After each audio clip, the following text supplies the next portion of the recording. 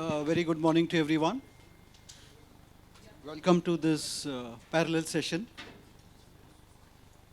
on the transformative role of universities in sustainable climate action. I think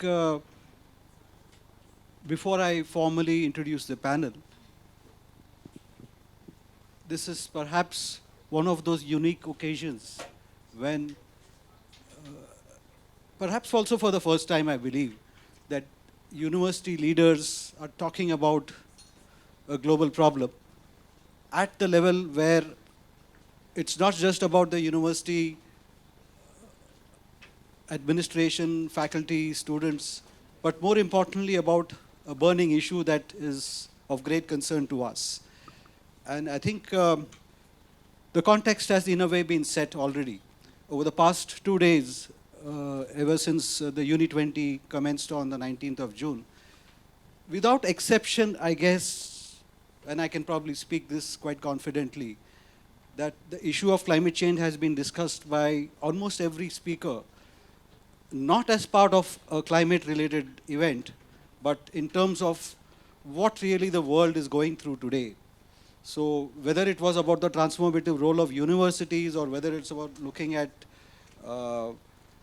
how do you see faculty working on these issues, or whether it's about the whole idea of networks and partnerships, the issue of climate seems to be becoming a serious concern to all of us. And so I think it's an interesting point that while we are concerned very strongly about this issue, it's also time to start thinking about, can we start thinking about an action or an approach to climate using the formal process of the university system, actually. And so I'm going to just take a few minutes to sort of set the context to understand, or rather give you all a flavor of why are we really wanting to work on this issue of climate change. Historically, environment has perhaps never been part of the discourse in major systems across the world, governance systems, including, I would say, the university system, except for it being part of a classical subjects as part of a curriculum. So while environment has always remained part of curriculum for any student worldwide, but they were very classical courses like botany, zoology, and maybe a few other courses that were always part of the usual formal academic curriculum process. It's only in recent times that we are actually thinking about how do we build interdisciplinary courses, and in this case, we are actually trying to think about, can climate change actually become one of those very important elements or curriculum for universities to impart to their students. Now, I was just talking the other day that we're also trying to sort of cross boundaries by talking about climate change, not just from a weather perspective. You know, quite often people say climate change is a weather issue. It is a weather issue, no doubt about it. The fact that we are sitting here waiting for the monsoon to hit Pune city, which has been delayed by about 20 odd days, is itself a matter of concern for all of us. But it is a weather issue. But more importantly, beyond the weather, today I think climate is being seen from a developmental perspective as well. It's about trying to see how climate change is affecting people's lives, affecting ecosystems around the world, and of course, who's causing the problem? And so when we are actually talking about sustainable climate action, it's also about trying to say that can universities mitigate the entire process of climate change by actually promoting actions starting from that very young age for students and then going on to produce leaders who can go on to take or build sustainable climate action eventually. So much so that even today we are talking about medical students trying to understand climate change. Now, normally a medical student would probably not even think about climate change as part of their curriculum. But today we are actually looking at this concept of climate change and preventive health. You know, COVID-19 was one of those big examples about why the world went through a huge trauma. And it taught us a few things. But the problem of climate is much larger. I mean, COVID was probably uh, has come and gone, hopefully, for all of us. But I think the problem of climate change is likely to last much longer and more intensify in terms of issues about preventive health. So today we are actually talking about medical students knowing about climate change as well, beyond what they're learning as their primary curriculum to become doctors. So you can actually see that the boundaries of climate change have gone beyond the normal realm of looking at it just as an environmental issue today. In fact, the University Grants Commission today, which is the central regulatory body for India, has also started to think about making universities carbon neutral. They've actually come out with a circular a few days back, and where they're talking about how can universities go carbon neutral.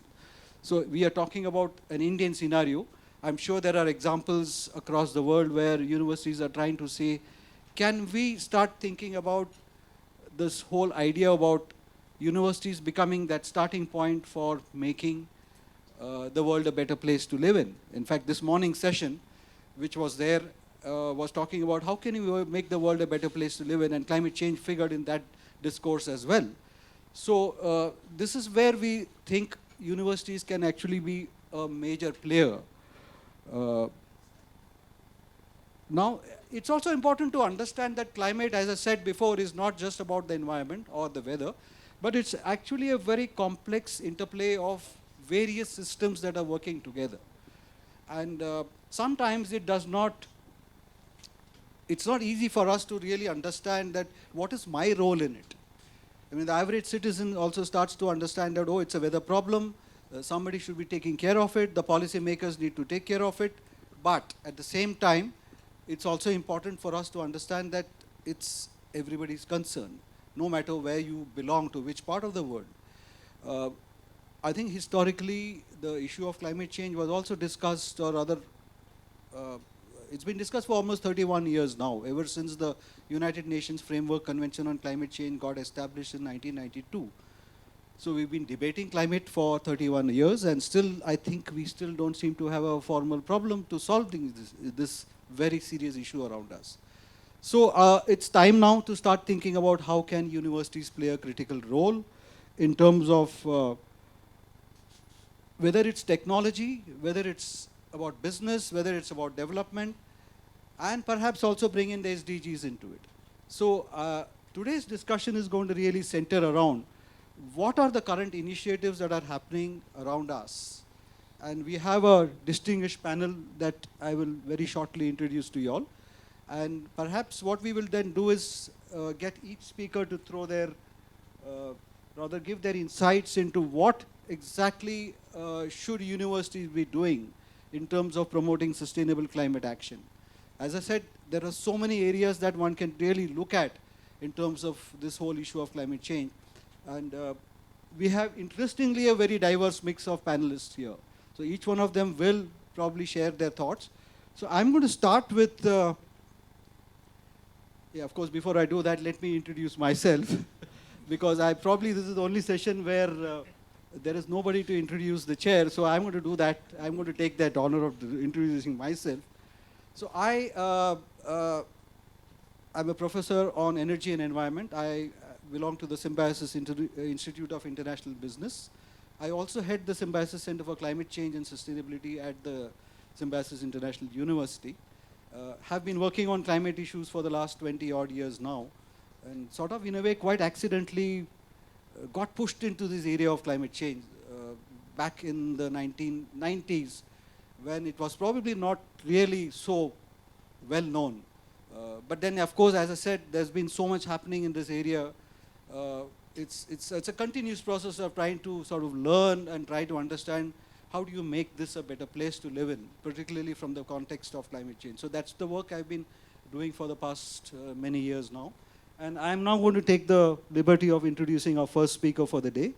So I'm going to introduce Mr. Andreas Binkert, who will go first.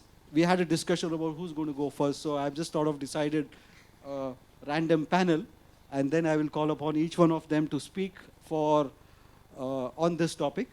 So Andreas is a lecturer at several universities in the United States and Switzerland.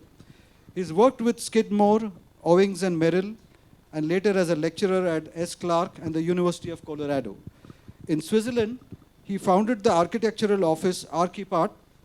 Today, he is a partner in real estate developer Neusch Development and teaches at the Lucerne University of Applied Sciences. As a partner at Neusch Development, he was responsible for the Green City Zurich project, the largest carbon-free real estate development project in Switzerland. Green City Zurich carries the certificate number 1 of the new 2000-watt aerial seal. Andreas, over to you. Thank you very much. Dr. Rao already said many important things. I will only second you with what I have to deliver. If we can have my presentation.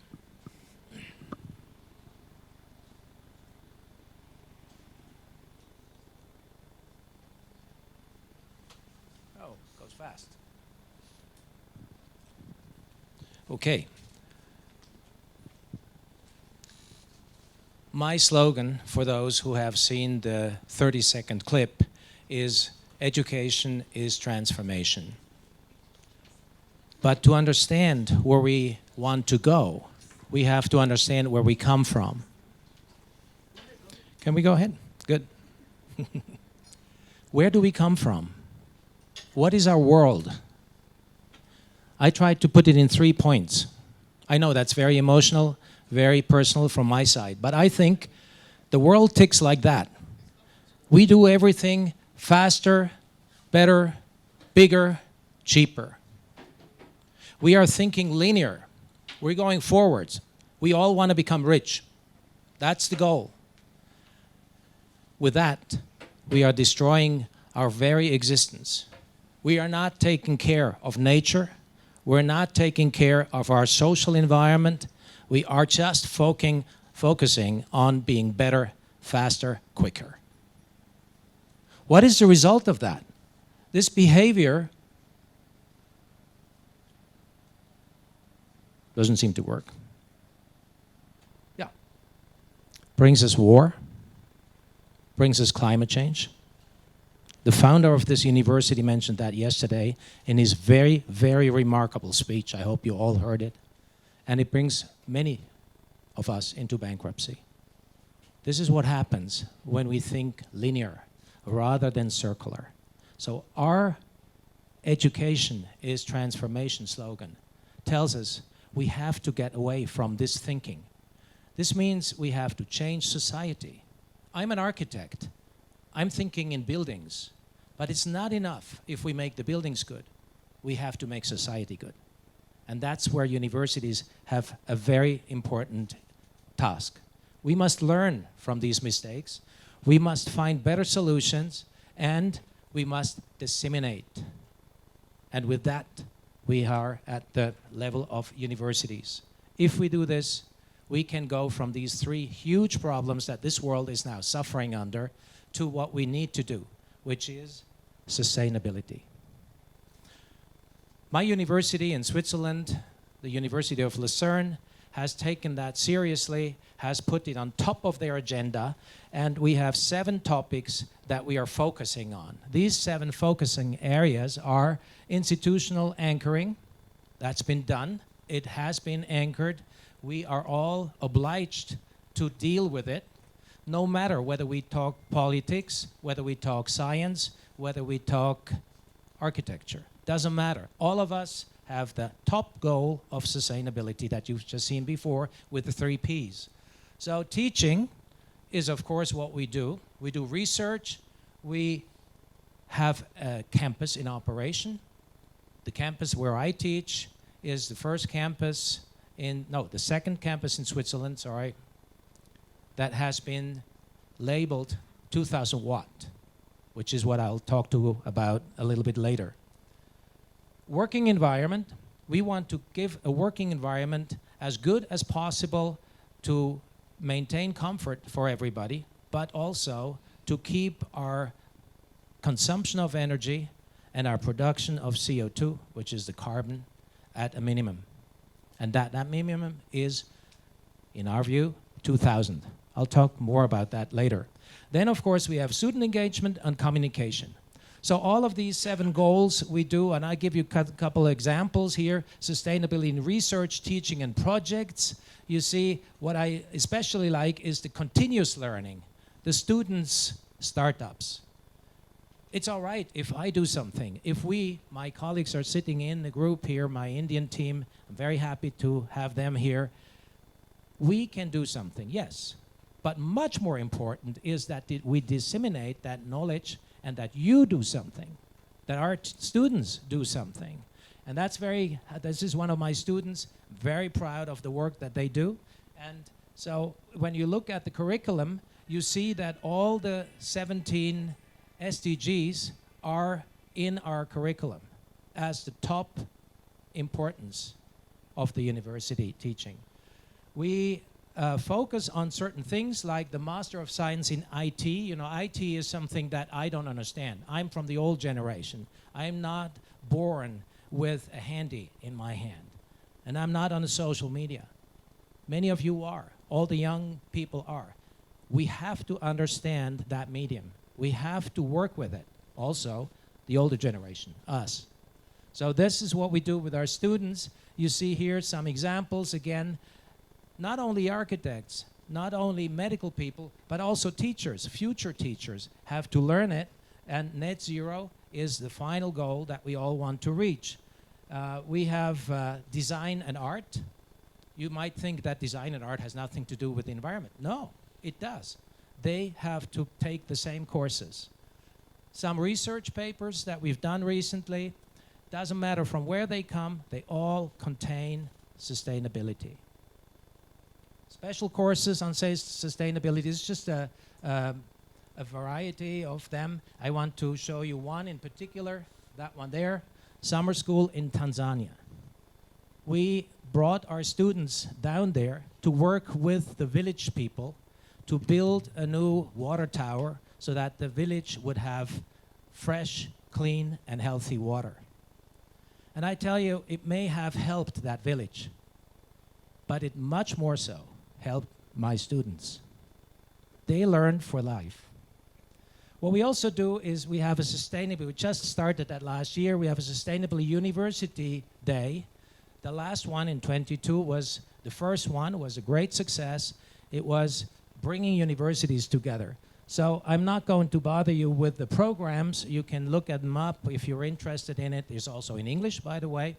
It's part of being one family. Not only in German and French and Italian, but also in English. So we have these centers, the ITC, the Space and Society is what I deal with, where I work. Can you help me again, please? Does it work anymore? Thank you. Digital transformation of work, I just mentioned that, very, very important. And the cooperation with other universities. Some examples, Sorbonne de Paris. In France, we work together with the space environment people. You may have heard the 15-minute city. That's the people that we work together because we share our belief that the future environment should be divided up into 15-minute cities. Every huge town, like, say, take Mumbai. We want to divide into the wards that are walkable distance, and everything people need on a daily basis should be available there. And we have the formulas. We know what we have to do to make it possible. So another one, just new, I just came back from Miami. Miami looks at these things very differently. You know, Miami is coming from a developed country, not a developing country. And it's very interesting to see the difference in viewpoints, and we can learn much about what they do in climate and health. They have a symposium there. They have a very good program. I invite you to go look at what they do too. ETH Zurich, my alma mater in Zurich, has a model that they are testing now in Novi Mumbai to find out what the environment that exists can bring and how we can improve it. Or, of course, Symbiosis. Symbiosis is one of the success models that we have been able and fortunate to test, and I hope you can all assist this afternoon when the first trophy of the first 2,000-watt campus in India will be handed over by the Deputy Chief Minister. You see the certificate on the right side. We also try to do not only university work, but also political work. The very new idea that my team has worked on is the Center for Climate Change and Cities. You see the 4 Cs, Center for Climate Change and Cities. The 4 Cs Center will be hopefully transforming your state, Maharashtra, into a sustainable state. So you see, we as teachers, we as universities, we shouldn't be an ivory tower and just teach or learn for ourselves. We should go out there, and it is my firm conviction that if we can teach the young generation, and the young generation goes out into the world, you can transform that world. Cooperations internationally. In July, hopefully the UN will take our concept on the national or international or world level as a Building Better Lives initiative, all coming from 2000 Watt and from universities. So, takeaways. Universities can transform the leaders of the coming generation. Universities can cooperate with each other. They have to cooperate with each other. They can support industries. They can initiate awareness in governments. That's what we tried to do with the C4. And universities can make the world a better place to live in. Thank you very much. Thank you, Andreas. I think you sort of set the ball rolling in terms of trying to share your experience about how universities in Switzerland have started to look at sustainability as part of not just curriculum, but also in terms of operationalizing sustainability across campuses. I think that's exactly what we are trying to look at, is that beyond universities just looking at curriculum-based approach to climate change and sustainability, it's also about trying to actually start doing things on ground at the university. And I think you sort of showed Symbiosis, which is what the example that we are probably trying to see. How can this actually be replicated across to any university across the world? You also mentioned the point about working with governments. And I think the last point you mentioned was this idea about working in Maharashtra with the local government here, the Maharashtra government. So I think on that note, I am now coming to straight move on to looking at the Pune example itself. So I'm going to just call upon Priyadarshini to now start talking about the Pune example. And I'm going to introduce her. So Dr. Priyadarshini Karve is the co-founder of Orja Box LLP, a green startup focused on renewable energy for cooking. She serves on the governing and advisory bodies of a number of national and international organizations. She's currently the national convener of the Indian Network on Ethics and Climate Change. She's the co-editor of Shaikshanik Sandarbh, a Marathi e-periodical on science and education. Her work has been honored by several national and international awards. Dr. Karve has completed a PhD in physics from the University of Pune in 1998. In a career spanning nearly 25 years, she's invented a number of improved biomass burning cooking devices to reduce smoke in the kitchen and dependence on firewood for domestic cooking in rural areas. She's also worked on decentralized organic waste to fuel technologies. So from something outside globally, we're coming straight down to a local issue. And Dr. Priyadarshini, the floor is yours. Thank you. I'm not specifically going to talk about what we are doing in Pune, but let's see how we move that forward. So I have, in addition to what was said in my introduction, for the last 15 years or so, I have been engaged with urban sustainability and climate impacts and trying to raise literacy among Indian urban citizens. So whatever I'm going to say comes from primarily that experience.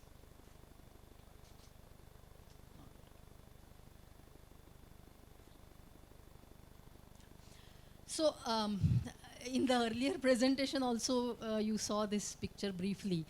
This is a popular depiction of sustainability, 3 circles which are equal in size, independent, but somehow overlapping on each other. But the actual reality is different.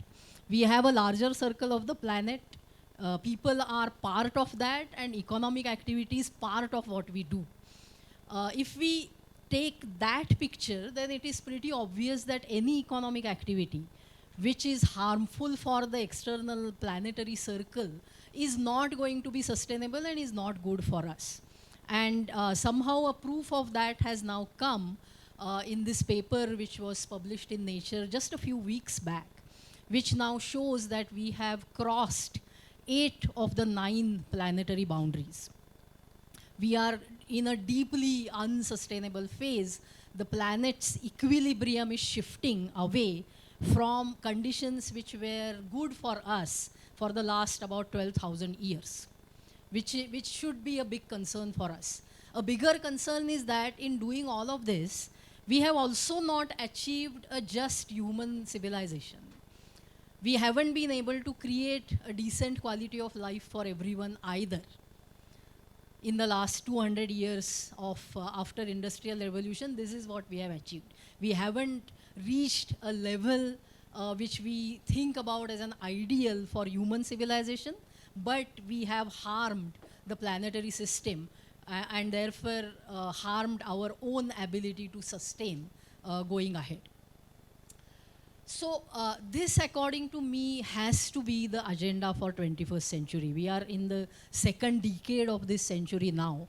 We have to simultaneously think about maintaining the environmental integrity of planet Earth and at the same time ensuring decent quality of life for the entire human population. So this is what has to be the overarching principle that educational systems should look at. And from that perspective, then we have to think, what are the skills that will equip us to address these 2 needs simultaneously? How do we build those skills? What are the kind of courses, what kind of pedagogy is required in order to get there? We also have to understand that most of the courses that we are teaching currently across the world in universities were designed in 19th and 20th century with totally different priorities.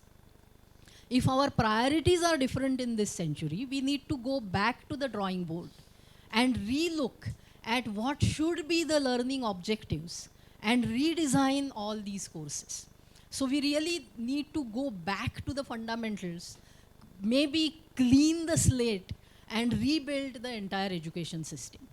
That is really how we have to do it, rather than plug in things here and there and sort of cosmetically try to address the challenges of this century. At least some universities have to step out and take this bold step.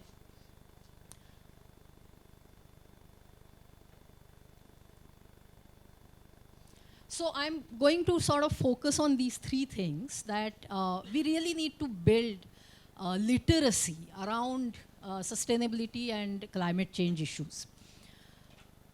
Because on one hand, if we are saying that the entire education system has to be revamped, the big problem is that the educators who are supposed to do that revamping have to be equipped with the knowledge. And both of these issues, the understanding of sustainability and understanding of climate change and its implications for the future, is so complex and multidisciplinary that first we have to take an effort to self-learn, and then how do we translate that into learning tools for our students. So there has to be a sort of a exercise which is across generations, and it has to be carried out very fast, where we build this literacy among ourselves. These are global issues, but we also have to develop learning materials which are contextualized in the local reality. So just to give an example, talking about climate change with a picture of polar bears on a melting glacier is not going to connect with a large majority of people who have never seen a polar bear or a glacier. So we have to contextualize locally what does climate change mean for each location, what are the impacts at each locations, and therefore what will be the solutions at each location. So how do we balance this global concerns and local context? That is going to be one of the challenges. I also feel, and I need to emphasize this, that whatever tools we develop have to be based, rooted in science and with a long-term vision. Unfortunately, a lot of environmental messaging is more based in emotions. I'm sure everybody has seen, especially this is the month when we celebrate Environment Day, those two hands with the earth. This is nonsense. The earth is not in danger. We are no saviors of the planet or anything like that. It is we who are in danger. The earth, planet earth, will survive for billions of years more. It is that the conditions on the planet which are good for humans to survive and thrive, those are changing, and therefore our existence is under threat. I think if we really strongly focus on that message, more people will be interested in working in environment, because we are an inherently selfish species. So I feel that when we move ahead and look at university education, these are the 3 points that I want to emphasize on. Some of the things that we have been, my group has been doing. This is a link to a personal carbon footprint calculator, which is designed for urban Indians. And I did this work originally, it started with Symbiosis actually. I was teaching a course called Living with Climate Change at Symbiosis Center for Liberal Arts. And this was an exercise that I developed for my students.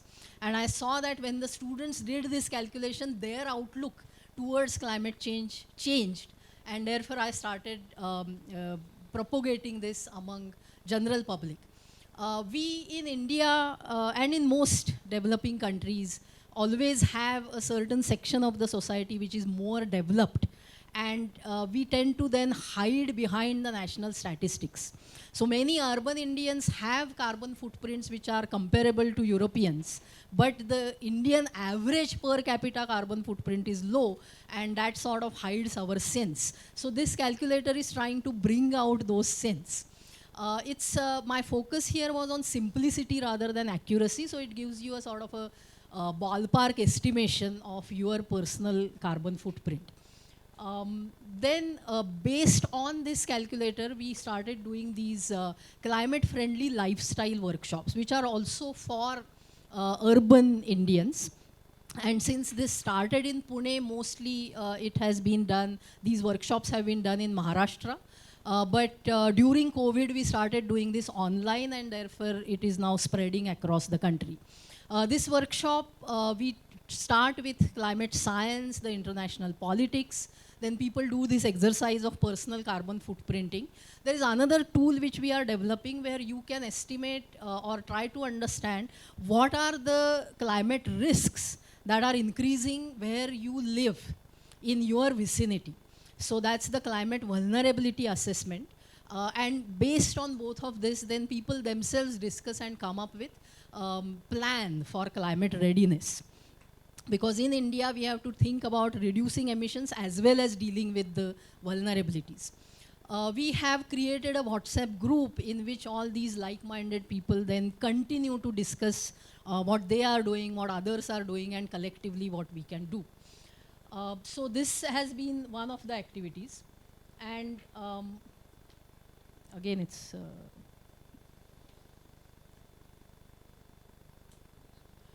This is a carbon neutral campus. So the climate carbon footprint calculator was done in 2007. I started doing the workshops in 2008. Now Indian government is talking about lifestyle for environment, but we have been doing this from 2008. Now UGC is talking about climate neutral campuses, but we started doing this in 2017. The idea here is slightly different from what many other people are doing. Our focus is on, most campuses are like this campus. So it is not just a source of emissions, it also has some sinks. So we try to map both the sources and sinks of carbon emission, and this is done by students and teachers on the campus itself. We just give them the knowledge and the tools to do that. They themselves come up with a plan for going carbon neutral and implement that. The plan focuses more on changing the processes and behaviors first, and then investments in technology. So the logic is pretty simple. You will be able to do waste management much better if first you invest effort in waste minimization. So that's the idea here.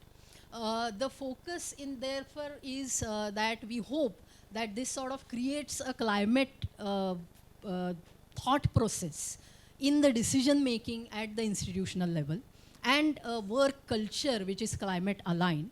The campus will eventually go carbon neutral. That is actually not so important. What is more important is that the students will take these thoughts in their workspaces and create some kind of a domino effect. That is more important for us than whether the campus actually reaches that point or not. Finally, this is something for leaders of today. So students coming out of college and university will become decision makers of tomorrow, but climate crisis is here and now. And many organizations are taking on carbon neutrality targets. So I introduced this course on basic carbon accounting, which sort of equips a professional to understand the terminology and the logic and thought processes. So that even if you are working with some consultant who is helping you set in place the systems for going towards carbon neutrality, within the organizations there are people who can communicate with the consultant and understand what exactly is going on and give the right required information and good quality data. So that's the level of understanding or literacy that we are trying to build among professionals at the business level and various sectors. This is a sort of, again, a multidisciplinary approach. It's not a management course. It's not an accountancy course. It's not a science course. It is basically a course based on providing students with a useful skill, which is a useful life skill also going ahead, but it is a useful professional skill which increases their employability also. So that's the overall thought process in this course. So this is also being offered through the same website where the carbon footprint calculator is hosted. So these are some of the things that I have been involved with. So basically I feel that we also have to understand that educating about sustainability and climate change has to focus on across generations, and maybe different inputs are required at different levels. Right now I see that there is a lot of emphasis in giving a lot of inputs to school kids, which is not very useful, because as I said, the crisis is of today's and immediate tomorrow's crisis. So it has to be, the focus has to be on current people, currently those who are in decision-making positions, and those who are going to be in decision-making positions in 2030s and 40s, that is the college and university students. So the emphasis in education has to be more here rather than on school kids who will either inherit a world where the problem is more or less solved, or a world where the systems have already collapsed. So maybe we should take the worst case scenario and teach school kids how to survive disasters rather than anything else. So my recommendations for universities briefly are this. Let us revisit course structures, learning outcomes, and align ourselves with the needs of 21st century. Let's walk the talk by including climate concerns in our decision-making processes and work processes. And we do need these messages, these learnings, these education systems to go beyond the formal education community. And universities should look at using their infrastructure and human resources for this kind of an extension activity. Similar to what happened in the case of adult literacy mission, literacy mission, which was really driven across the country on a massive scale. Similar lines, perhaps we need a sustainability and climate literacy mission, which is being driven by the government and various non-government actors across countries, across the world. That's perhaps the only way where we will have populations which are better informed and therefore will take wiser decisions politically, economically, and socially. So thank you very much. I would be happy to answer questions later, and that's my email address. Thank you. Thank you, Dr. Priyadarshini. I think that was quite comprehensive in terms of trying to tell us how we as universities can actually take sustainable climate action in a real sense. I think you also started to mention that key point about planetary boundaries being breached. And it actually reminded me of what is called as the Earth Overshoot Day. You know, globally today, we've actually got a day which tells us that the kind of consumption, the kind of consumptive style of world that we are living in today, our consumption patterns are just enough not to meet the requirements of the entire year. And so this day is actually shrinking almost every year. It was somewhere in August last year, if I remember right. I don't know where it is. It is August, so which means that we have actually consumed everything in the first 8 months of August, and then you don't have anything else. So which actually means our consumption patterns have gone so far beyond, it's time to do something. So that was something very interesting that she mentioned as food for thought for us to think about, not just as university leaders, but also I think beyond that as well. The second point, I think what you mentioned, which was very interesting, was this idea about trying to revisit our courses. And I was reminded of the very first day when the Student Connect session happened here. There was one student who spoke about, looking at, all of us talk about out-of-the-box thinking, and then she suddenly remarked that, let's hear, how do we know what the walls are, what the dimensions of that walls are? So I think that was a very poignant point that that student made, is that it's high time we also realize that we got to move out of that normal way of thinking and create courses which are going to benefit the entire world really. And of course, I think the kind of courses that you have come up with makes sense to almost every set of individual. It's not directed to only, let's say, a climate professional. I think anybody could take that course. So I think that's a great start to what we are trying to look at.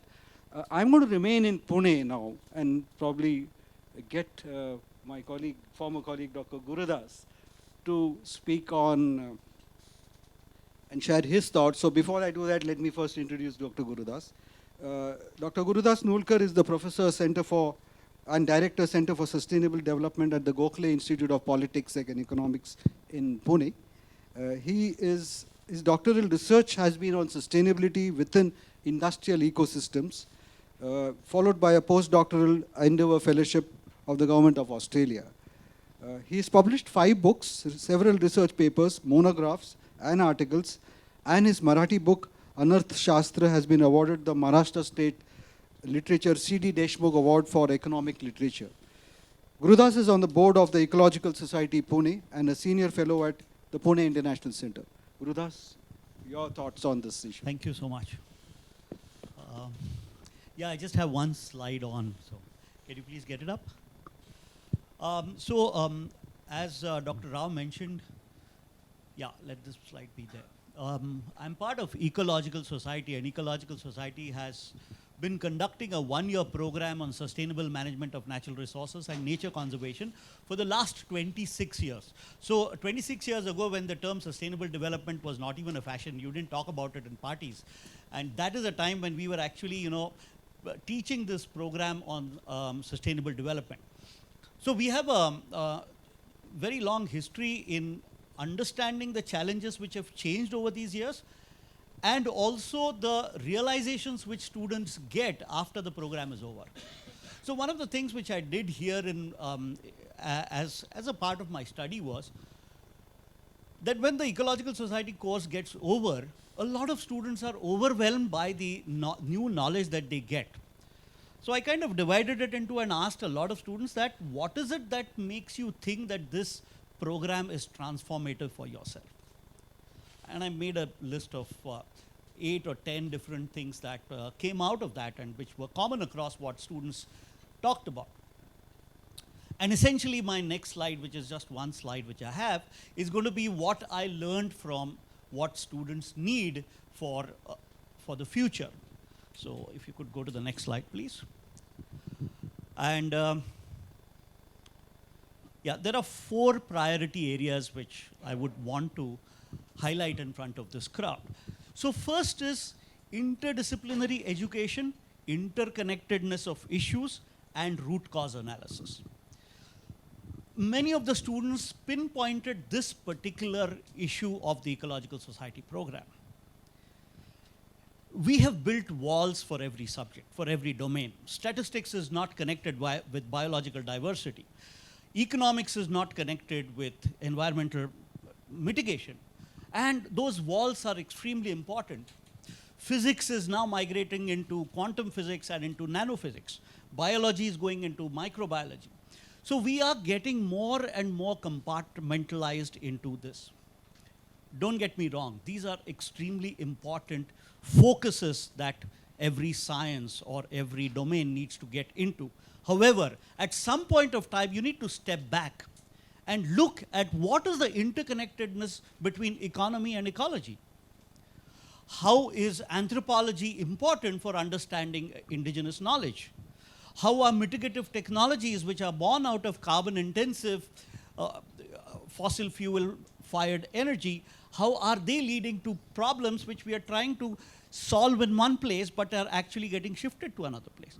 So these are 2 very important things which need to be brought into our current frame of education. Along with that, we've always been talking about critical thinking, but we need to move from critical thinking into root cause analysis. We have been trying to sort problems by treating symptoms for a very long time. Take the case of farmer suicides. You know, the government of India for the last 75 years after the British left us, we have been trying to solve the problem of farmer suicide by giving credit waivers, bank waivers. That's not solving the problem. We don't understand why they commit suicide in the first place. We're giving subsidies for fertilizers, we're giving subsidies for pesticides, and yet suicides are not reducing, in fact, they're increasing. So what is the connection of hydrogeology with India's economy? We are not showing our students that. You know, how is fresh water connected with our daily life? We don't know that. I mean, a student of, let's say, management will probably not be able to articulate how that is happening. So interdisciplinary education, interconnectedness of issues and root cause analysis to me is the #1 priority that we must bring into across all disciplines and across all levels. It absolutely doesn't matter. The second part is the dimensions of climate change. Like Dr. Rao mentioned earlier, climate change is no longer a weather issue. It's very much an operational issue. Today, administrators have a problem of deciding where do you allocate more water. It is an operational issue. It is no longer something which is important for United Nations. It is going to affect each and every life.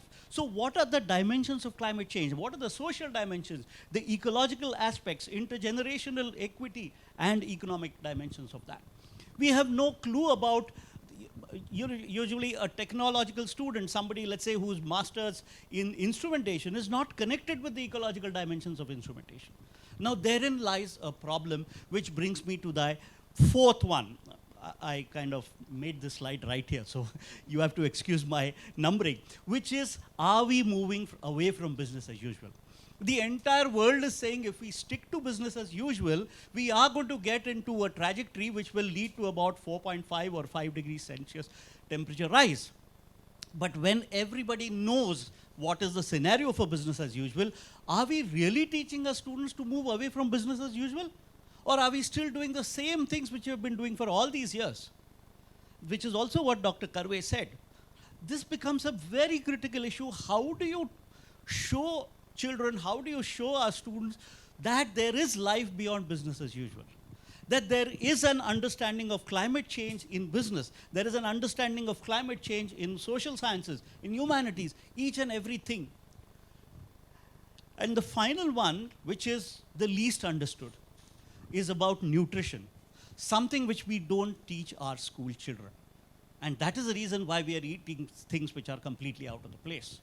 How is nutrition connected with climate resilience? How is it connected with immunity? You know, this last epidemic, which is COVID-19, was not at all an eye-opener for us. It opened our eyes for some time, and then we have gone back into a slumber of business as usual. Every new epidemic which has come in the last 2 decades has been a zoonotic disease. Zoonotic disease is when the pathogen moves out from the animal kingdom into the human kingdom. This is something which each and every one of us must understand. You know, look at Zika, Nipah, MERS, SARS, COVID, rabies, plague. You know, history has shown us that there are pathogens which are moving from animal kingdom into human kingdom. We are less vulnerable to it. We are getting much more vulnerable to it. Our immunity is reducing. That is one aspect of nutrition which we must understand. That climate resilience is not just in the outside environment. It is also within the inside environment. We have to be resilient from inside. And nutrition is directly connected with climate resilience because our food choices that we make are going to lead us to a regime which is water scarce or a regime which is water surplus. And today's food choices are moving us towards a regime which is going to get into water scarcity, not water surplus. And that is something which is not coming into our education. I think these 4 priority areas are what every person who's in academics, who's in educational leadership must consider. The time to change has already gone away. If we don't learn from what our mistakes are, we will still be teaching our students business as usual. Thank you. Thank you, Gurudas. I think that was extremely relevant in terms of your whole approach of trying to connect various disciplines and trying to actually show that, as I started off by saying, it's no longer just a weather issue. It's much, much more beyond it.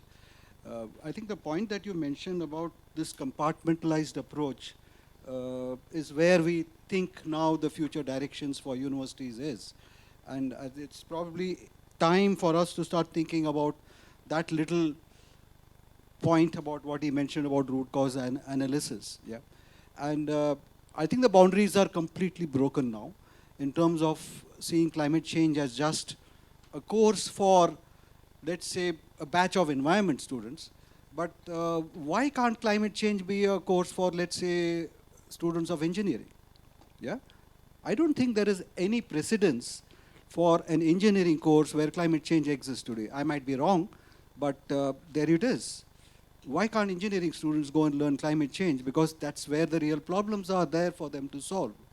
And so, or for that matter, as I said before, medical students to learn climate issues because it concerns them as well. You know, you mentioned the point about COVID and this whole zoonotic diseases. Yeah, yeah. So today, actually, there is a thought process going on about why students of medicine should be getting into it.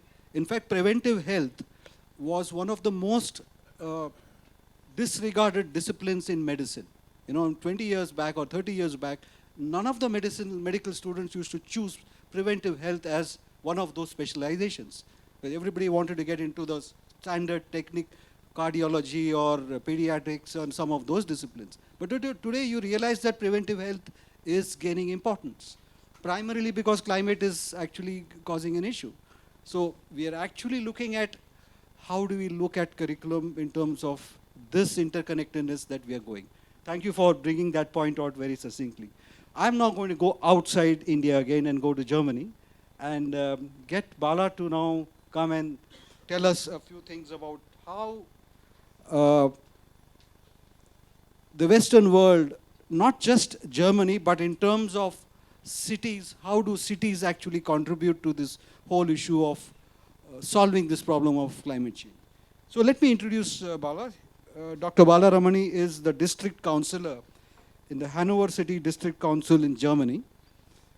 He obtained his PhD in marine botany, so where you have a diverse background once again here, a marine botanist sitting here, from the Leibniz University of Hanover, Germany.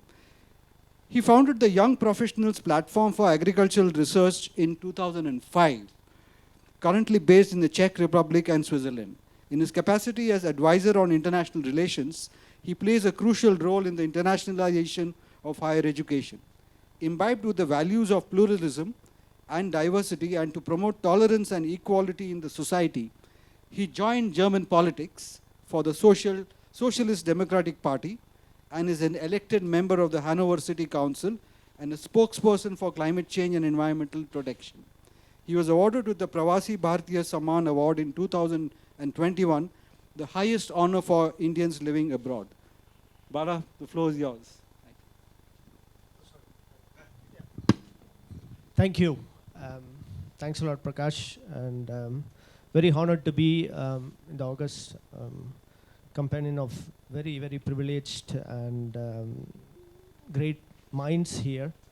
And also, thanks a lot for the audience. I see a lot of vice chancellor, presidents, and students, and also from different walks of life. And that gives, I think, a lot of motivation, inspiration for us here speaking to them. I'll focus on the country, the city, and the university, playing different roles. What happens is actually, you know, I'm taking an example of Germany. We are around 60–70% having our energy from renewable sources. We have decided to shut all the atomic power plants. Now we are looking at deriving our energy not even from gas, but completely from geothermal energy and other forms of it. But the whole question revolves around how complicated all these things, and then breaking down to the city level. And that's why I'm very happy Priya was speaking from the Pune point of view as well, and from also an organization from the grassroots level. Yesterday I was visiting Pune. I don't know, Priya, maybe you know Vayu Biogas from Priyadarshan.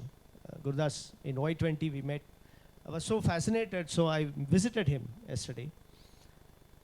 And a young entrepreneur who is trying to do things here in Pune which is socially inclusive, which is affordable, and which makes an impact that the Pune Municipal Council is joining the hands, which exactly you are talking about. And that's what we are doing in Hanover City Council is trying to make sure that joining the university, where actually for me, the university is a place, it's not only about students, but it's where actually research is happening, where it is being implemented in different places, but also an institution of an university has a responsibility for the society to teach the things that at the end of the day affects the society, not later or before, but at that point of time. So the courses and everything my previous speaker spoke about, that's exactly the point. Prakash, I can tell you, Leibniz University Hanover already has started sustainability and climate change as a compulsory course for all engineering students. It's happening in the last years already. But it's too late. That's the point. See, there are certain things in the climate change what we are speaking about. We should not keep on discussing and wasting time because those are irreversible damages we have already done. So let's not keep on speaking and wasting because there are conventions happening what we are going to do about it. Please, let's not do it. None of the solutions we are speaking today is going to change that. It's gone and done and dusted. And we are responsible for that. What we have to do is, can we do a little bit to reduce the effects of climate change? That's what. Even a very little, ladies and gentlemen. We should not dream that, you know, by doing all these things we are going to change. When we are going to, in our life, maybe 0.00 of percentage if we can do, that itself is a miracle. It's not about a pessimistic view, but we have to be pragmatic and realistic what we can do and what we can do in our locality. That's what's going to happen. In politics, that's the most complex situation for us. You have only certain amount of resources and you need to prioritize. And you are always finally being bashed upon by all people that politics is not doing anything. But it's not correct. I want to make it clear. Not just because I am a politician, I'm not telling that. but we are in a very complex situation.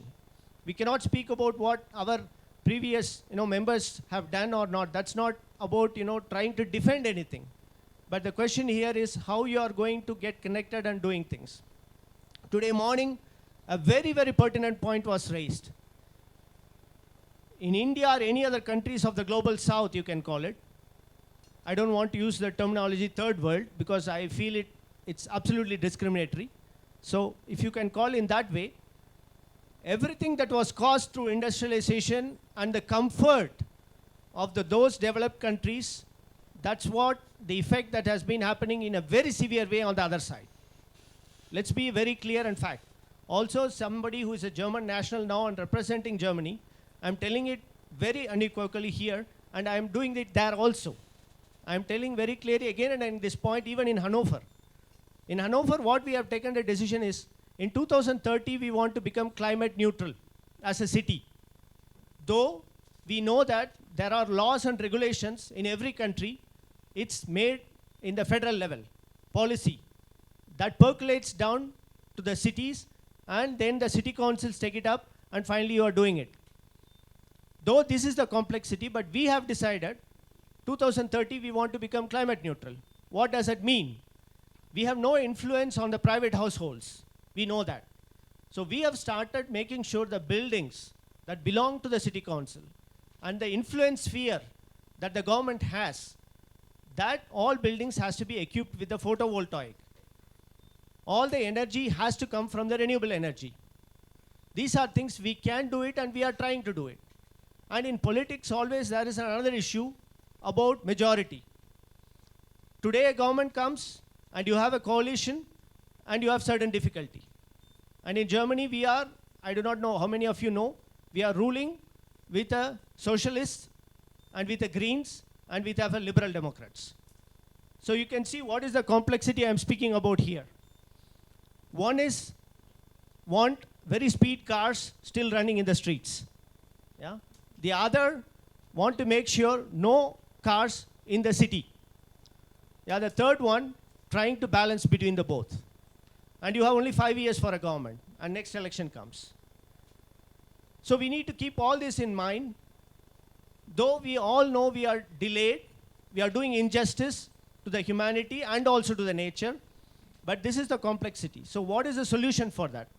From the university perspective, what we did is, we have introduced competitions for making competitions in the sense it's not about reward, but we said in 1 month time of 30 days, which institution, maximum number of employees and the students are going to use bicycles during the summer. Of course, in Europe, you forget about in October till March. It's going to be very difficult. So this is a small motivation from the university perspective to do it. Yeah, and a healthy body and sound mind, all those things. And second, what we are doing as a city council, we are using, for the first time, when I went there, I was also thinking a lot about why the shops in the world, in the whole night, the lights are burning. Nobody is there. Nobody realized, and I was asking many people, they said, it's aesthetic, it's beauty. I said, guys, at the night, who is going to come? Why the whole, shops are actually, lights are burning. And it took so many years now, they realized, and now the cities have said, we cannot, we should not use that because of the energy. But what is the real cruelty in all these things? A Ukraine war has to come and tell us that the energy is precious. When the gas from Russia is no more available and your own comfort is put into question, then you start to realize when your comfort is not disturbed, you don't care even about the neighbors in 30 kilometers. That's the reality. That's what happened when this war came. It's the brutal war where the people died and there is no way, and for the moral reasons, because the world wanted to know, the people wanted to know, so for the moral reasons, the Europe decided we are not going to buy gas from Russia, though they know they are getting this gas for half of the price or even less. And because the people and the populistic opinion was against, they said we are not going to buy the gas, but now they are buying the gas from somewhere else for twice or thrice or 4 times the price, right? Where does this double standards morality go? That's also questioning the same, people who decided in different way. So what I'm trying to say, you remember, the Fridays for Future, I do not know how many people know this movement. It was started by a young student. At the time, she was 9th class, I think. And also, a Manipur and Indian student was following here in India, also doing that. And these school students, school children, they made sure the people sitting in the parliaments, people sitting in the United Nations and anywhere, try to understand what they are speaking about. So sometimes you will need the pressure from somewhere that we need to act. That is also sometimes the reality. That the courage for these students to go around, and still it is happening, because they are not satisfied. The young people and the students are not satisfied today, and they are not accepting the norms of today. They say it is too slow what you are doing it. And they are going around every Fridays in Hanover and other places telling about what's our future in question. So you have to do it. But then there is this complexity that we have to live with it, and that's what I wanted to say. So because what we are trying to do with that, with the politics, with the locals and others. So what the politics for me, it's my personal learning. You need to speak to the right experts to get the right things. And that's where for me the university comes into picture. If you want to derive a policy and policy framework, speak to those people who really do research on it. And second, speak to those organizations that works in the grassroots level, which Priya is representing here. On the ground, what is happening? Because we, the politicians, sit most of the time within our political bubble. Yeah, we are not understanding the reality. What we think is, what we decide is correct, we impose on them, and that has to be done. No, it has to be other way around. You need to speak to the people. You need to speak to the students. You need to speak to the right experts and you derive the policy, and then you implement it and follow it up. The second point is about resources. The universities, they are doing research, but the problem is the priority. Whether they are given enough funding from the government. If they say climate is an important priority, then money has to be allocated for that. That is exactly a point which is unfortunately not happening. I'm pretty sure Guru or Prakash will agree on that, because you people are doing it, but finally the fancy, I'm not against, please don't get me wrong. The quantum sciences and the basic sciences are important, yeah? That is not about a question at all. But we need to prioritize.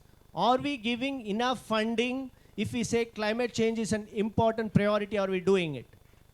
Also, are we giving, when we say there is G20, actually one of the policy or one of the main theme of the G20, which Prime Minister Modi has said when the G20 president was given to India, and I sincerely hope in September when the head of the states meet in Varanasi, in the official communique, it will come that this is one of the priority where the money has to be given. I'm very, very optimistic and hopeful, because that is the only way we have to do it, because every nation cannot do their own, though the national interest is important, yes.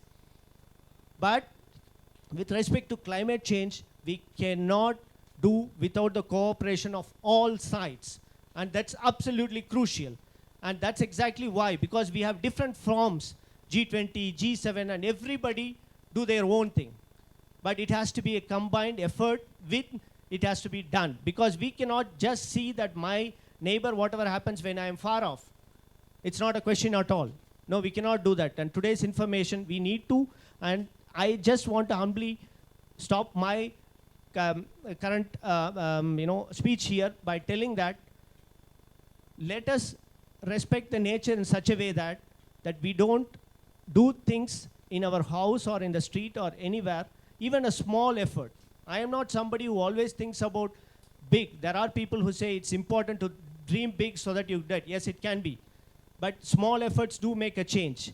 And that's why maybe, Priya, I might have a little bit of a differential view of it, maybe in a different way. The school children, we need also them, because they teach parents, right? And they teach others. So maybe it's not about giving resources to it, but in terms of learning processes, it's because Fridays for Future, still I feel that if those school kids would not have taken this one. Probably even now, the so-called world leaders would not have really pressurized that. So maybe probably we need to look at in different perspective on different stakeholders level. So that is why I want to say thanks very much. Thanks, Prakash. Thank you, Bala. I think an entirely different perspective in terms of cities and politics, I guess. Yeah. So I do recollect that over the past 2 days, some of these issues were discussed in the other sessions as well. Not necessarily touching upon climate change specifically, but it was about generally looking at, I do recollect the truth for power. I think one of the vice chancellors actually raised that very interesting point, is that where are we getting in terms of, are we actually addressing this factor as university leaders, you know? And so, as they say, politics is always something, a mixed bag, and we really do not know whether, be it, you know, the political fraternity in Germany or whether it's India or for that matter anywhere, you know, the issues are probably the same globally. And also, I think the issue of climate change is critical for the political mass to really understand. So while we as university leaders might push this very strongly in terms of public policy, but I think if it can actually get into regulation, you mentioned the G20, whether the communique would actually bring in this factor of climate change, we do not know. But clearly, I think it's on the agenda of most of the political leaders globally. But as you say that most of them talk about it, but where is the action on the ground? So, and of course, I think the starting point is the cities. You know, cities are just a composite unit. We all live in cities, and today most of us see cities as the aspirational angle to our economic growth. You know, we all want to live in cities for a variety of reasons. But if you want that city to be, you know, sustainable, it's also time for us to sort of do our little bit. And we often, you know, make this point is that the local municipal body can take care of everything. I will probably differ from that completely and say that while the local municipal body will take care of whatever is required, it's also imperative that we as individuals do our own bit as well. And that behavioral consciousness has to come from individuals also. And so I think, again, universities, largely being in cities, can actually make and play that very important role. So thank you, Bala, for bringing that point. And now, because we are talking about some of these issues which relates to, you brought this point about schools, you know. So on that note, I think I'm going to now call upon Mr. Aditya Pundir, who's actually doing a wonderful program with schools, and I think this is perfect time for you to share with us. And before I do that, a quick introduction of Mr. Pundir. He's the Director, India and South Asia for the Climate Reality Project. And he received his training from the former Honorable Vice President of the United States, Al Gore, in 2009 on climate change, and was selected for the Australian Leadership Award 2013 in Environment. The teachers training program he developed for climate education has trained more than 11,000 teachers in the country. He's authored 2 books on natural World Heritage sites for UNESCO, 5 environmental education CD-ROMs, and 8 comics for children on environmental issues. He's also represented on various consultation committees on climate change in India, formed by the UNDP, World Bank, and the UNESCO. Aditya, for you. Thank you, sir. Thank you so much. And indeed, I'm very, very honored to be here in this present today and talking to all of you. So as we are, I think, running really short on time, so I think I will quickly start the presentation. You can go over the organization. The Climate Reality Project was actually born in 2007 after the Nobel Prize of Mr. Al Gore. So this project was started in the United States. Now we have about 46,000 people working worldwide in about 190 countries. So the 4 major issues we are trying to work on are emission reduction. We are working on, like for example, we have with our the solution falls. We are working on how to strengthen the COP process, green finance, and greenwashing. So these are broadly the areas which the Climate Reality Project works on. So let's begin. So I will not go into this detail. I think of my thanks to my previous speakers, they've already made it into a climate emergency. So I think, yes, we all are here. But still, I would like to put down, before I move ahead, a few numbers. Just think about these numbers. They'll be coming continuously for you, in front of you for the next 5 or 7 years. So especially at the university people and the people who are doing work, 1.5 degree is something which every world is trying to achieve. This is the target we are trying to achieve, but look at what's happening. Just look at those numbers. 2020, it's 52 billion. 2030, it's 125 billion, and net zero by 2050. Is it happening? No, emissions are still increasing. The ball is getting bigger, it's not getting smaller. So that is the reason I think we all are here today and we are talking so passionately about climate change and what it will do.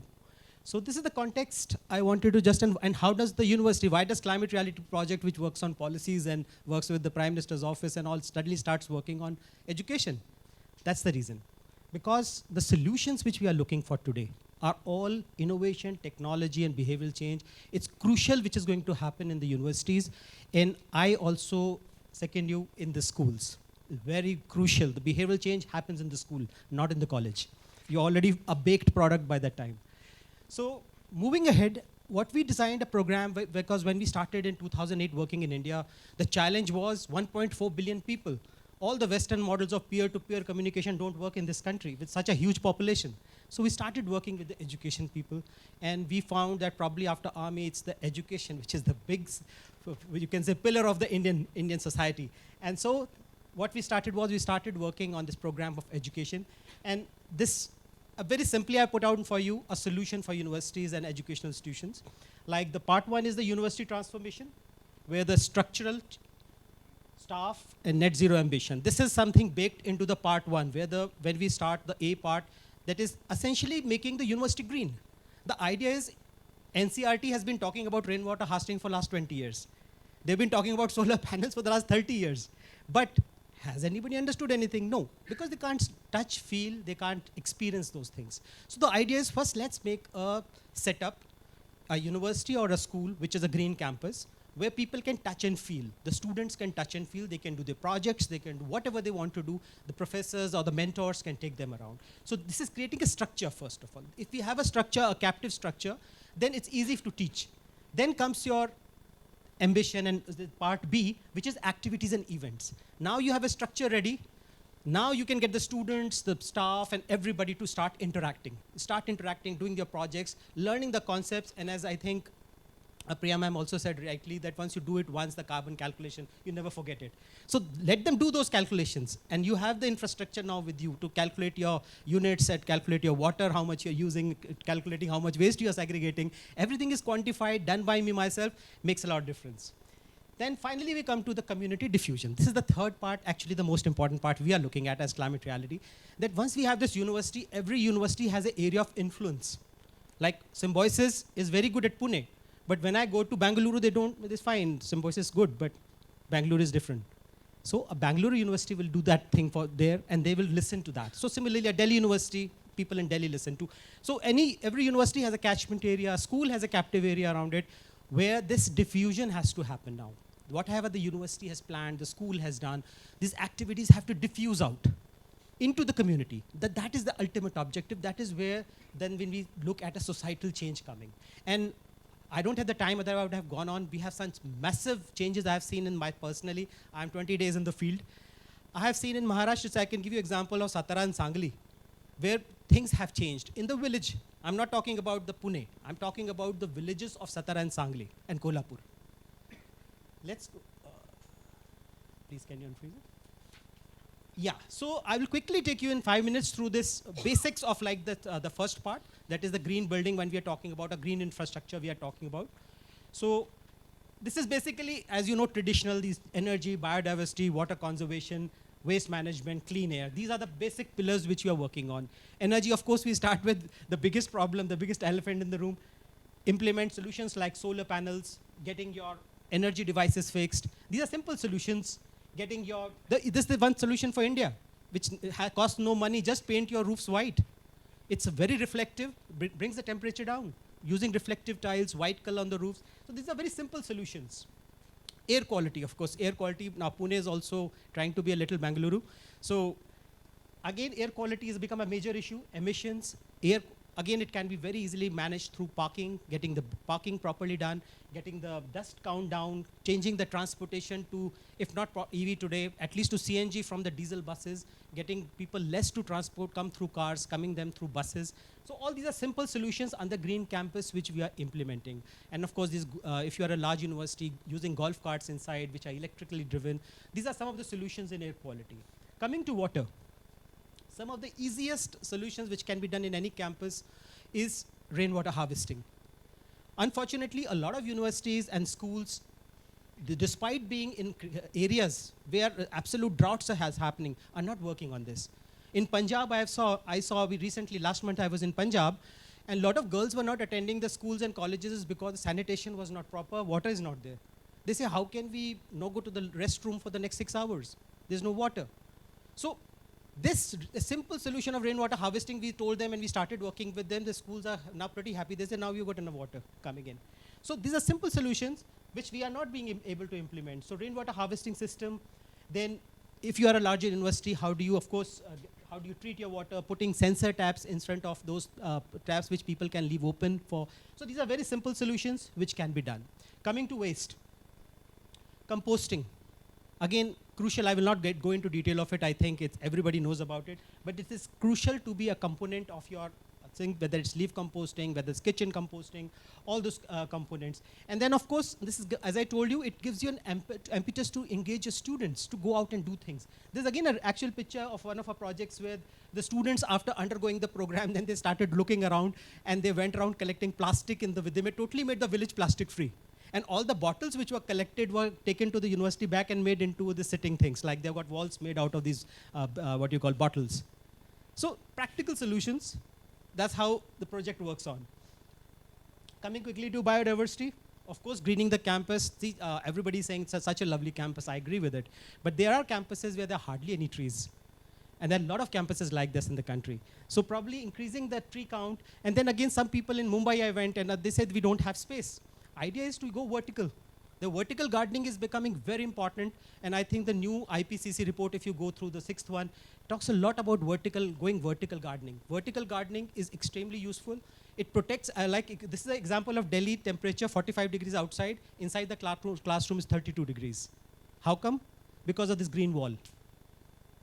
So these are small solutions, but having walkways, using your rooftop as a garden in case you have a smaller campus, if you don't have the facilities of a very large building. So these are some of the practical photographs I've taken from my projects all over India and South Asia that we are implementing these solutions and people are able to do something out of it. Please, can you show? Yeah, and then of course, a lot of places concretization is happening. Probably deconcretizing is also very important in many places. It reduces the temperature, it helps in water to seep down, and also helps in the, you can say, our gardening facility and everything. And then of course, one thing very important the project is working on is, especially in cities, is connecting the students to the biodiversity. Because a lot of students are now in Delhi and Mumbai, if you ask them where the mango comes from, the answer is supermarket. So the mangoes don't come from supermarket, they come from trees. So how do you connect them to kitchen gardens? How do you connect them to carrots and cabbages, and also a little bit of exercise, compulsorily having these things here? I agree, doesn't look nice, but I think once you start enforcing it, you'll start kids really enjoying it. They're so proud. Like one activity we did in Delhi, the kids went around doing this 10,000 activities they completed in a year, and we had this, they were selling all this organic manure they made in the contest afterwards. So these type of things are possible. So coming to the B part of the presentation, well, if you are able to have a green campus, now the B part starts, where I would say climate center, university or a school becomes a climate center, and now you have students, industry, research scholars, community, they are all interacting out here. I think that is what was discussed in first day when everybody was talking about how the industry interaction should increase, how we should be more solution focused. So this is something, now you have a facility, you have people pretty ready for it. So these are some things which can be implemented. People can be motivated to come. So like Symbiosis already has a climate center. A lot of universities can, even if they don't have the facility, they can have somebody or some department working on this facility and probably working at, as I said, the innovation is the key to moving forward now. Please, can you move? So again, just I'm summarizing, I'm ending my presentation. just repeating it for the third time, that the whole concept of this program which we've developed is built on this pyramidal model. You start with green building interactive lab first, have a facility ready, because if you start teaching otherwise, making other things won't work. I don't think so it will work much better. First, have the facilities there in the institution. Do your thing, put your house in order first. Then you go interactive, build around facility. Then once that thing is set up, have the students, staff, everybody interact. Let that behavioral change come, that this is important. And finally, we are looking at the community for the final. So the staff, student, parents, community, this is how the progression we look at to implement a solution. And then once you implement it, as I say, every solution, every place is different. So you will have to follow a solution which is very specific to your area. Like for what works in Pune may not work in Chennai. What works in Chennai may not work in Kolkata. What works in Kolkata will not work in Delhi. So we have the climate environmental problems are 70 to 80% local problems. So you have to continuously feedback loop you have to build in. Once you have got the basic things ready, which are that 20% standard everywhere, then you start working on how do I customize it? How do I localize my solutions? So this is absolutely crucial. And finally, I'll end with the chairman's quote that we are running out of time. We must have a planetary solution to a planetary crisis. Thank you very much. Thank you, Aditya. Thank you for sharing, I think, a very structured approach towards how perhaps may not be universities, but I think it's applicable to any university in terms of how do you actually plan this out. So I'm sure the audience also will probably take some thought from this in terms of going back and starting programs at their level in terms of eventually reaching that phase which I think Priyadarshini mentioned about climate literacy. You know, we are talking about literacy in all areas. It's time, I think, we also start looking at climate literacy for all of us. I'm conscious that we are don't have too much time because I don't want to keep everybody waiting between now and lunch. We have just a few minutes. We're going to take a very short Q&A, but before that, I'm going to run a short video bite from a very important German professor.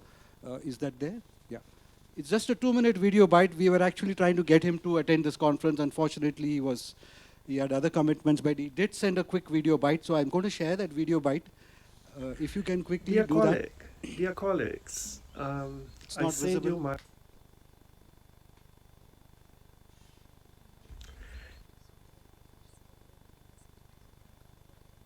Easier, no? Yeah. I'll connect. Yeah. Let me introduce him for the benefit of everybody very clearly. He's Professor Walter Leal. He's the head of the Faculty of Life Sciences, the Hamburg University of Applied Sciences. He directs the Research and Transfer Center for Sustainable Development and Climate Change Management and has got experience in over 70 countries and has taken several missions on behalf of the European Union, the World Bank, OECD, UNESCO, UNEP, and has worked on climate change in North America, Latin America, Caribbean, Europe, Africa, Asia, and the Pacific region as well. He's also the founding editor of the International Journal of Sustainability in Higher Education, which was launched in the year 2000. So way back in 2000, sustainability in education was already part of what was happening.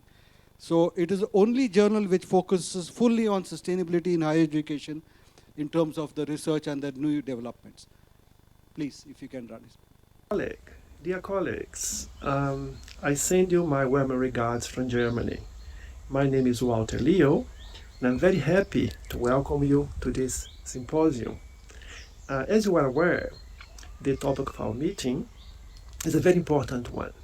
Indeed, we urgently need initiatives in the field of sustainability, on climate change management, because the world's problems require answers now. I'm very worried with the fact that we are approaching 2030 and there have been many challenges in implementing the UN Sustainable Development Goals, the SDGs. There were many reasons for this delay. One of them was the COVID-19 pandemic, now the war in Ukraine, and all these trends have led to a slowing down of the process of implementing the SDGs. Therefore, urgent action is necessary.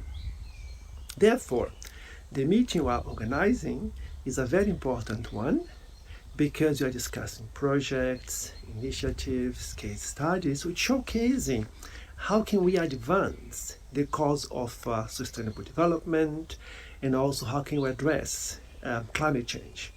So I congratulate the organizers for this very important conference. I wish you well as delegates and would like to finish with an invitation. We are right now involved in a number of publications on sustainability and climate change. Therefore, if you have papers in this meeting looking at issues such as universal climate change, ecosystem-based services, the blue economy, anyway, on sustainability issues, we'd like very much to hear from you. So please be so kind to contact the organizers. We would welcome the chance to look at your papers and perhaps advise on a suitable outlet for publishing and make your work known to a wide audience. Once again, thank you for attending this meeting. I thank the organizers for inviting me to have this short welcome speech and wish you a great success. Thank you and take care. Yeah, so thank you to Professor Leal for giving that short video. But yeah, I'm now going to throw open the floor for questions to the audience. If there are a few questions, we'll just take a couple of questions. So there's one here. Please introduce yourself and let us know whom your questions is directed at. Yeah. So there's one here. I'm going to take a second there and one third, and then of course 4. So let's see. In the interest of time, please be very brief. Yeah. The first here, then they will go to behind, and then Shamita. Yeah, so good afternoon. My name is Urukrama, and I'm from SCMS Pune. My question is to Priyadarshini ma'am. So as you mentioned, every geographical area has a different problem to climate. I'll be specific about Pune. So in Pashan, the air index is a few digits lower as compared to Magarpatta, etc. And as you might be aware, there is this Vetal Tekdi project that the hill is being chopped off for the canal. So can you tell me the effects that it will cause on the city in the longer run and your perspective on that? Keeping aside the biodiversity that will obviously vanish. So what you are talking about are essentially classic cases where bad urban planning meets climate change and creates a bigger disaster. The air quality is basically pollution related, and pollution is increasing because there are too many vehicles on the roads, and too many vehicles are on the roads because public transport system is pathetic. So it is a systemic issue. And it also therefore relates to some of the points that we have sort of alluded to, that from a citizen's perspective, personal action cannot remain limited to whether I switch off lights or whether I use my vehicle sparingly. It is also very much related to what I am doing to change the civic systems, which will allow me to reduce my carbon footprint. So collectively, the community has to come out and address these issues, and that is what happened in the case of the hill through which a road is planned, this plan has been there for almost few decades now, and every time citizens have come together and opposed it, because the hills of Pune is one of its natural heritage. It's also, from a more practical perspective, there are aquifers under the hill which are the source of water, and all these environmental concerns are being swept aside because unfortunately urban planning only looks at how land can be monetized, and more taxes therefore can be generated for the municipal corporation. So it all boils down again to the same issue, that what is being taught as urban planning. And therefore we need to go back to the drawing board and re-look at all these classic core structures, even economics. there are now fundamental flaws in the economic theory, it needs to change. Urban planning, wrong priorities are being set, all of that needs to change. So if you start looking at it, it ultimately boils down to what is being taught in the universities, and that is the kind of urban planners which are coming in with no understanding of the ecosystem services considerations, the ecological considerations, and the citizens suffer as a consequence of that. So, and again it relates to the literacy also, because you also have a lot of citizens who genuinely believe that having that road will solve traffic problems, which actually is not going to happen. Building new roads never solves traffic issues. So building literacy, again that importance gets highlighted there. So I hope I have answered your question. Oh, I'll take, I think there were two questions there. Yes, Okay. kindly. Yeah. First of all, thank you for our panelists. I appreciate your effort. This is Suhail Al-Gufli. I'm from Zaid University, United Arab Emirates. I'm IIT Delhi graduate. My question actually for the first speaker. Now, you have mentioned you have mentioned the role of universities. Okay, now role of university, as we know, one of them USR has been changed now to ESR. How can you see the universities playing role in the government to change their opinion or affect their decisions? Thank you. How can you? I think I got it, yeah. Yeah. How can the universities change the politics? How can the universities have an influence outside their borders? Well, you know, what we're trying to do is to step over our borders. We do first prove at a university campus level that it can be done. And we calculate it. You know, greenwashing is all over us. Everybody says we go to net zero. Nobody knows how to do it. But what we do know is we have to reduce. We heard it before. You know, the people in India have a very low consumption if you take the average, right? But not all of us. We're all doing too much. We use too much energy. We produce too much CO2. But how can we make sure that the politicians understand? By calculating them and show them the number. Here is your number. This is how much you use. And that's behind the 2,000 watt idea. This is not the last step to do. It's the step towards it's a fair path towards net zero. And we can show them where they are. We showed the University of Symbiosis where they are. And together we designed a path, a fair path towards reducing that and eventually to net zero.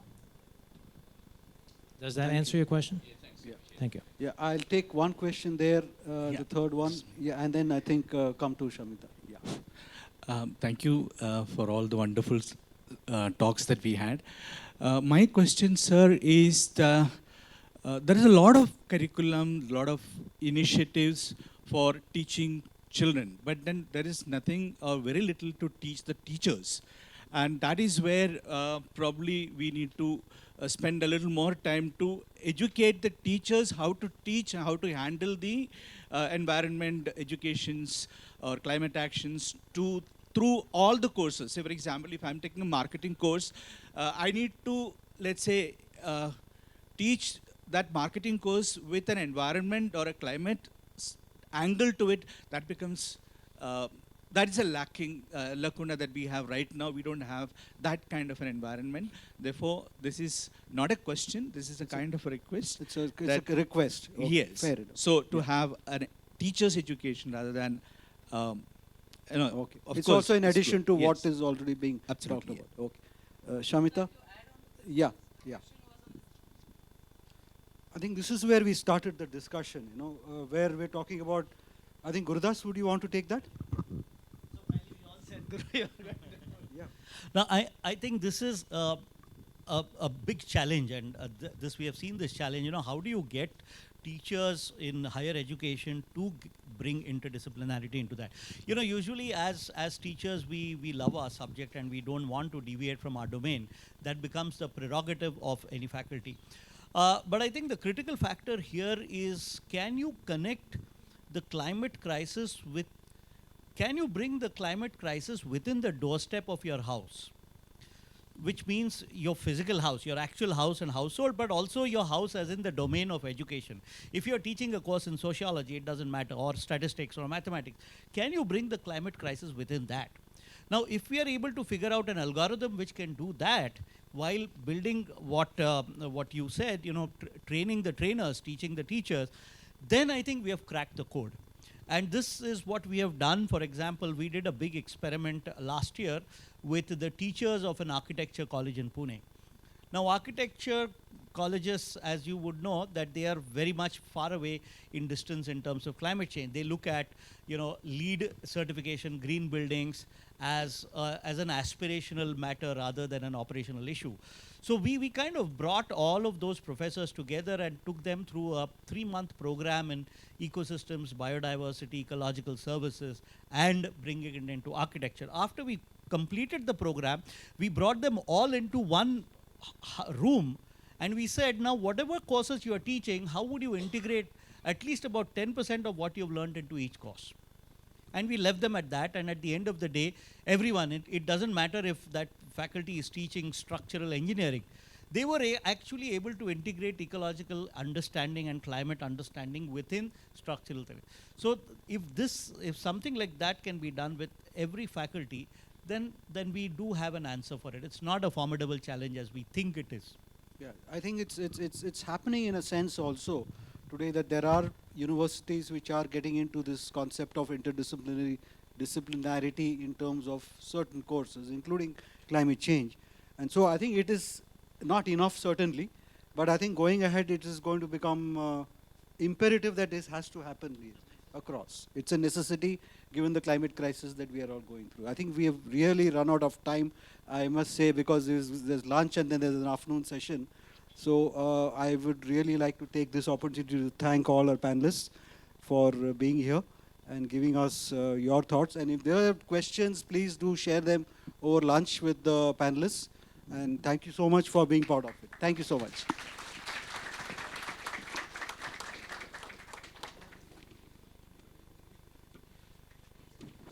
I would like to now call upon Dr. Sanjay Pohekar, the head of the research programs at the Symbiosis International University, to kindly felicitate our guests.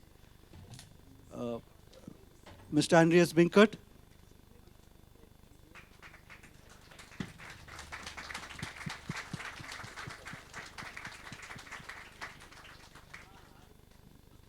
Mr. Balaramani. Dr. Balaramani, sorry.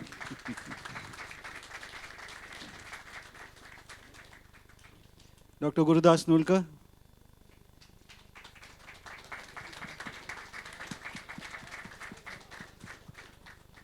Dr. Priyadarshini Karve.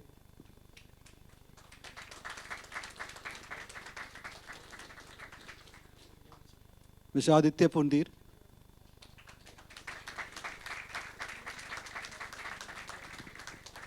Thank you so much. Most difficult task.